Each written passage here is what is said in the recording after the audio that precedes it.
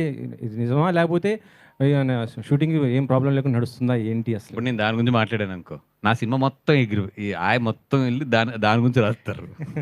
అంటే గడ్డం తీసేశారు. ఆ గడ్డం గురించి అని చెప్పేసి. ఇక ఆయన ఆల్రెడీ మైక్ పెట్టి సార్ గడ్డం గురించి చెప్పండి సార్. అంటే టు బీ హానెస్ట్ నాకు మొన్న ఏదో ఆర్టికల్ ఎవరో ఫ్రెండ్ పంపితే చదివాను 2-3 ఆర్టికల్స్. అప్పుడు లోపల ఏం జరుగుతుంది అనేది బన్నీ గారు, సుకుమార్ గారు తర్వాత ప్రొడ్యూసర్స్ తర్వాత అత్యంత సన్నిహితంగా తెలిసింది నాకే.